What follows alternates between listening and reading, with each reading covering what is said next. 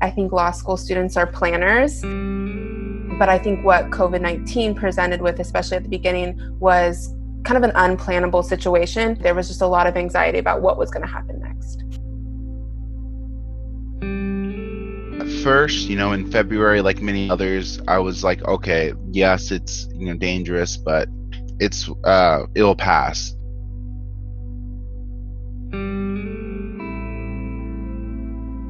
And so when this all started happening, it spiraled more and more.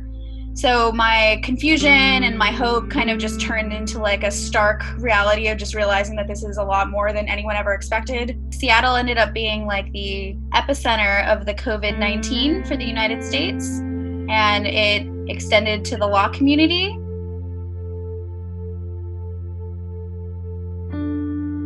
Not that there's any good time for a pandemic, but it was particularly stressful in that it was all kind of breaking around finals last quarter.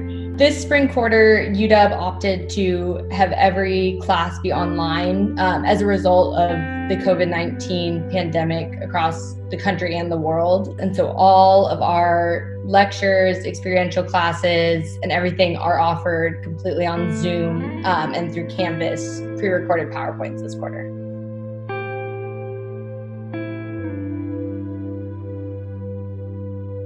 I really treat law school and my work in general. I like to keep that separate from my home life. I'm a person who always studies in the library and stays at school, and so having to work from home was very different. When it comes to school, it's a lot more, it's sometimes harder to stay focused, but also my classmates have been a lot more open to sharing notes, working with each other.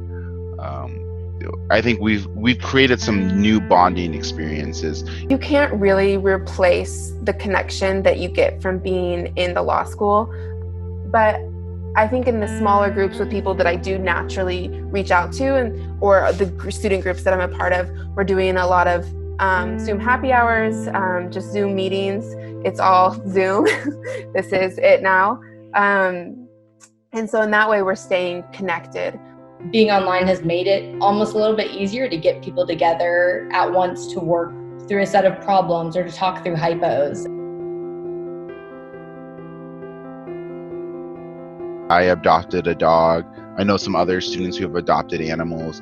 Things just to keep us active, keep us, fresh. We're picking up just new hobbies. I tried to change my workspace like every week so I don't get bored of like the same walls or same view. That got a little hard after, the first week because I only have so many walls in my 800 square foot apartment. And I just can't imagine quarantining and going through a pandemic when they didn't have the technology that we have now. I have been really impressed with the professors and how quickly they kind of got a handle on Zoom. Adjusting to this has made some professors think more creatively, especially about PowerPoint presentations, pairing that with lecture. So I think, there's a lot of things that I'm getting now that maybe I wouldn't get in a typical classroom experience. A lot of us could not get textbooks delivered for the start of classes, and the library was amazing and scanned in almost the first half of the quarter's reading for us. After the first few classes, a lot of teachers came back to students saying,